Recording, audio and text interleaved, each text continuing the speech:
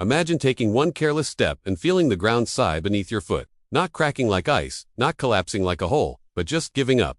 At first, it feels soft, like wet beach sand. You try to pull your foot back, and that's when the panic hits. Your shoe doesn't come up.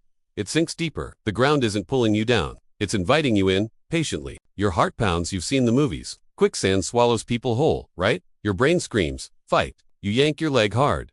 Big mistake. The moment you pull, the ground around your leg turns to soup. Your foot slides down. Your calf follows. The pressure squeezes your leg, heavier than mud. This isn't falling, it's being held. Here's the first truth about quicksand. It doesn't want to kill you. It isn't some bottomless pit. It's just sand, clay, and water. When you stress it, it becomes liquid. Your panic is literally turning the ground into a trap. You pull again, and your other foot sinks too. Now both legs are in, up to your knees. The suction is terrifyingly relentless. Pulling your leg straight out would require the strength of lifting a small car. For a moment, you think this is how it ends. But reality is less dramatic than the movies.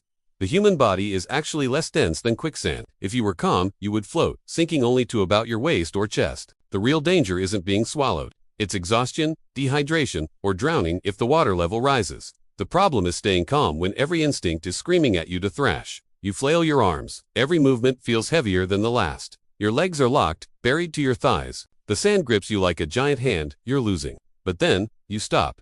You force your breathing to slow down. In through your nose, out through your mouth. The sand around you begins to stiffen, to stabilize. You're not sinking anymore.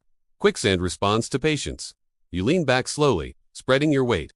It feels wrong, but instead of disappearing, your body begins to float. This is the moment where survival becomes possible. To get out, you can't pull straight up. Instead, you have to wiggle one leg, back and forth. Tiny, slow movements. Each wiggle allows water to seep in, loosening the suction.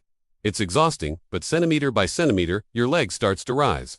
You repeat the process with the other leg. Your world narrows to just breath, motion, and pressure. After what feels like an hour but is probably only 10 minutes, one leg comes free. You roll onto your side, freeing the second. You don't stand up. You crawl, you slide, you roll, inch by inch, away from the patch that almost had you. Once you're on solid ground, you realize quicksand didn't try to swallow you. Your panic almost did. Most quicksand is only a few feet deep. It's rarely the bottomless pit of death we see on screen. People don't usually die in quicksand.